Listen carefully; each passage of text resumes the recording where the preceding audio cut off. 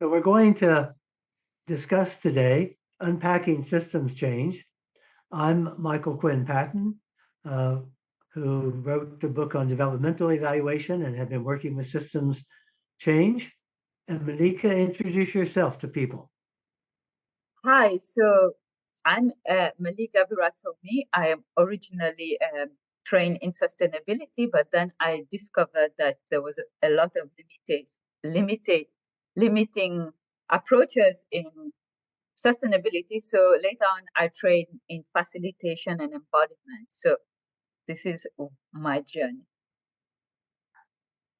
Systems change has certainly become a major focus in both interventions and in evaluation, as we've come to recognize that projects are quite limited in what they can accomplish on their narrow goals and outcomes. And to make lasting change, that we need to intervene at the system level. But we're still figuring out both how to do that and how to evaluate it. So you've been thinking about this a lot coming from sustainability. Um, Let me ask you to share with us some of your learning that led you to unpack systems change through generative evaluation. Yeah, thank you, Michael. Yeah, so I would like to share a little bit my journey, as I mentioned, from sustainability. It could be described as from sustainability to generativity. I really like the quote by the Earth system scientist Lynn Margulis. She described beautifully. She describes life on Earth is a verb. Hmm? It's about it repairs, it maintains, it recreates, and life undoes itself. So I tend to think I've learned that actually what we really longing for, or what's really missing in system change, is that ability to repair, to maintain, to recreate. In some ways, the word healing comes when I hear those words, to maintain, to repair. But it's not a word that is heardable in some ways in the policy arena. But this is the invitation that in my journey I'm trying to bring with generativity, to maintain, to repair, to recreate. And I'm going to talk a bit more about the genealogy and the approaches in generativity that is really can really help with in systems change and in evaluation context as well. I find generativity to be a very powerful word. I like the way you've described how you came to it. So tell us more about what it means for you and how you see systems.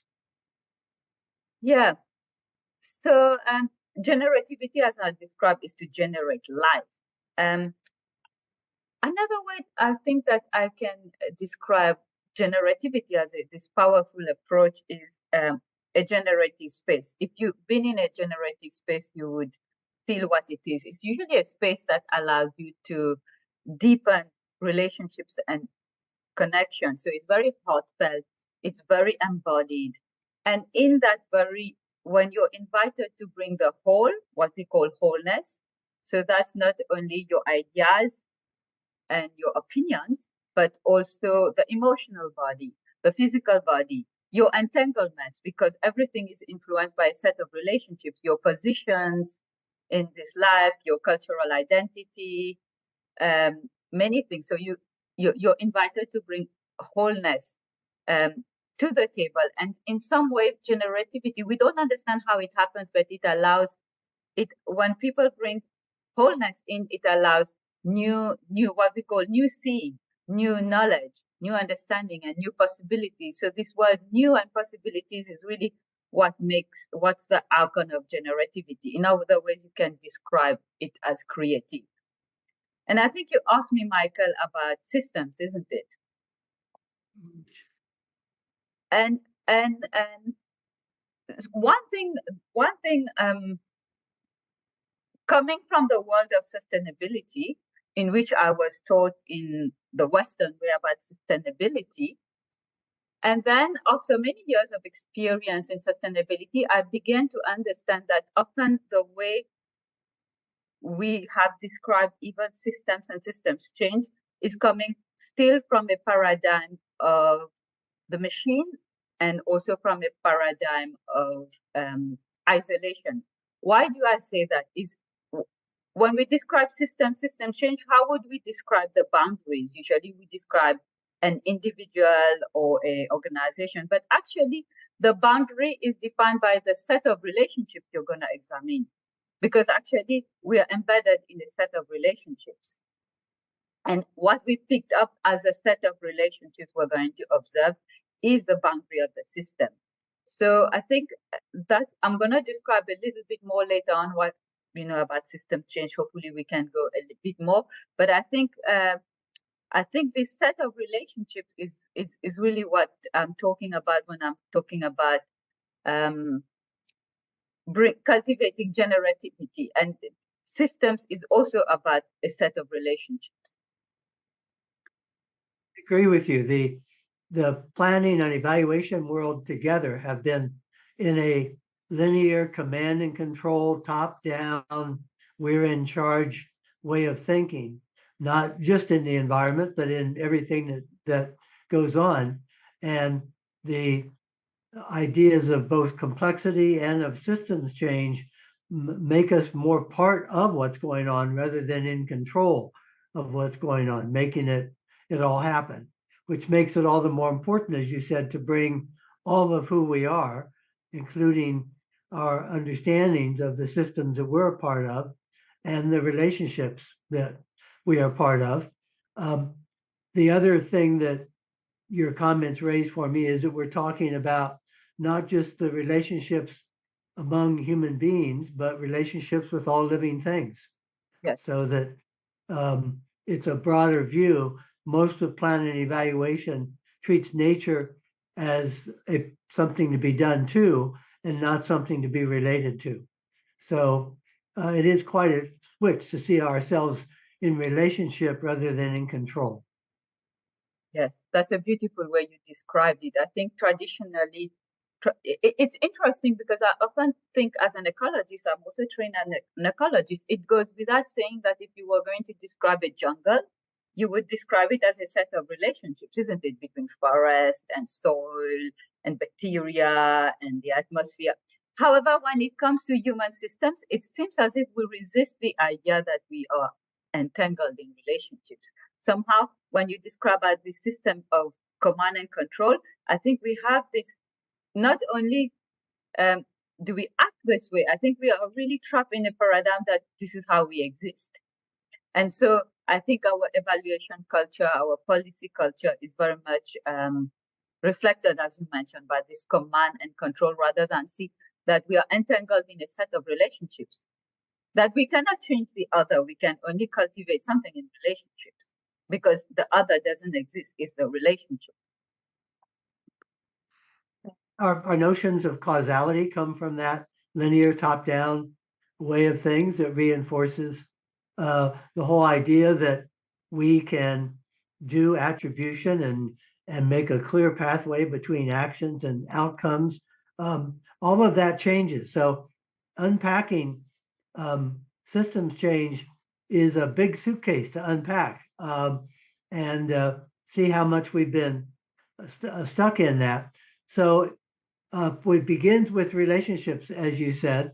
What do you unpack next? How do you start looking at relationships and the boundaries? How do you find those boundaries of relationships to tell us what we're working with? Yeah, thanks for the question. A few things I've been thinking about that. The first thing is, what is data?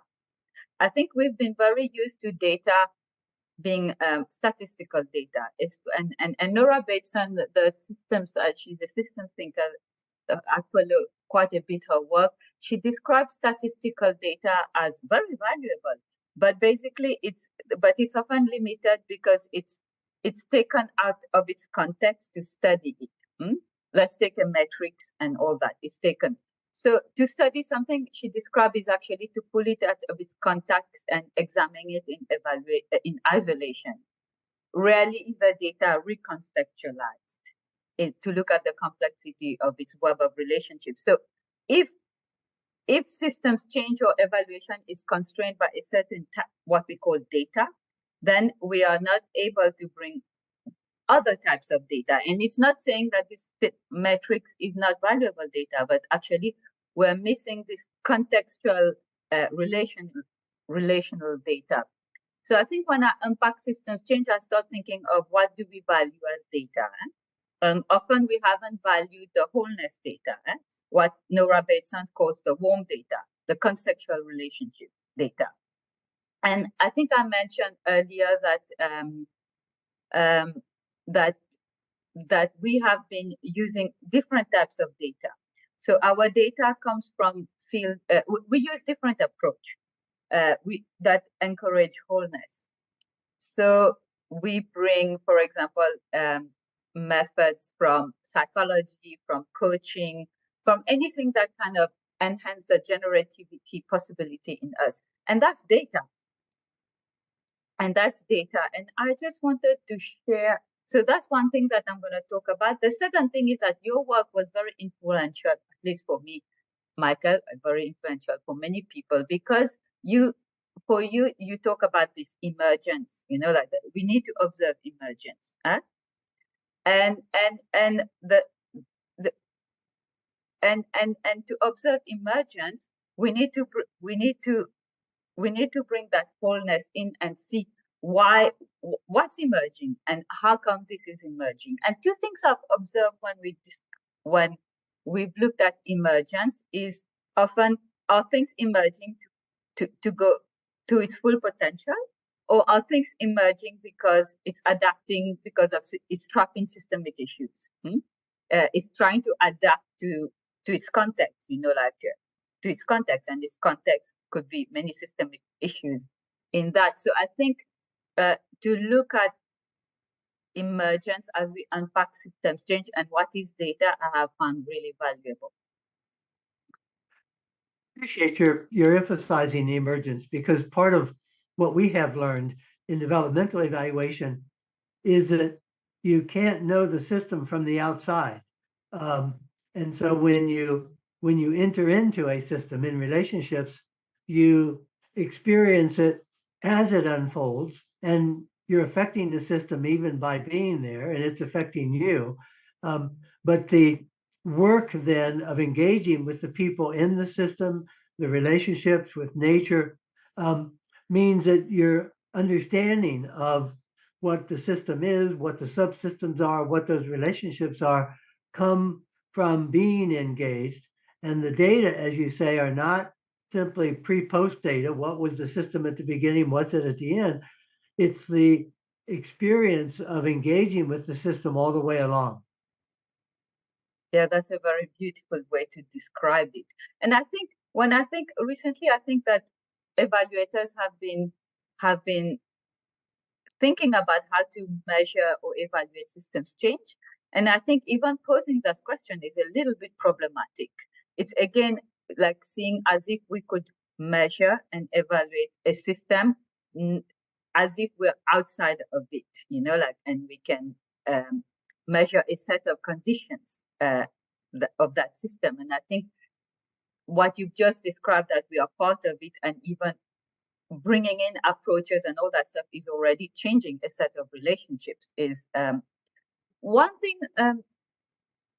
One thing for me, it's when I unpack systems change a bit more, I think that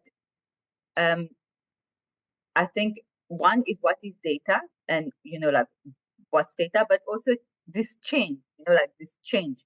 And if we are embedded in this change, it's often not measurable or visible. And I actually wanted to ask you yourself, but it's felt. It's felt. If it's a group of people will tell you when they felt that something really have shifted, have something really changed. It's felt in the energy between people, in the quality of relationships. And usually this is the best way I have been able to describe system change. But I've been very curious in your work in development evaluation, in your experience, Michael, how would you describe this? How would you describe this systems change that some people are trying to measure? question. And I look at it as you said, the wholeness of the human being, that we need to look at those relationships around what kind of information and knowledge is flowing within the system and between people. Where does that come from? And how does it affect people? We're looking at feelings, as you said. What are people feeling about how they're treated, about what their position is, about what their experiences are? We look at their behaviors. What are people actually doing in the system? The difference, I think, in taking a systems point of view is that traditional command and control project program oriented planning and evaluation treats knowledge and feelings and behaviors as something that you do to people, that they go into a program and they have their knowledge increased, they have their behavior changed. But in a systems perspective, it's not just the individual level of data, but it's, as you've said, the relationships. And so it's quite a shift to move from individual level outcome data to looking at interactive, interdependent relationship data, but it's still around knowledge, feelings, and behaviors. But it's the evaluation has become so skilled at measuring individual changes in knowledge and behavior and feelings that that's part of where we're stuck, because we know how to do that. We know how to get pre-test and post-test data and look for those changes. It's very different to look at knowledge, feelings, and behaviors flowing interactively together among a group of people. But once you start asking it that way, I don't find it's difficult. People can share their perceptions, their understanding, what's happening to them. You get case examples of how people are experiencing those relationships and whether and how they're changing. But it does change the unit analysis from individual outcomes to interactive relationships. Beautiful, beautiful. I think it's exactly that, like that's what Nora Bateson has been describing as womb data, like it's the stories of how within relationships, there's new knowledge, new possibilities, a new behavior is a new possibility that's emerging, or new learning. And it's being able to describe this contextual relationship flow is I think it's if we can accept this type of data, I think we can talk about one, like what we can talk about systems change.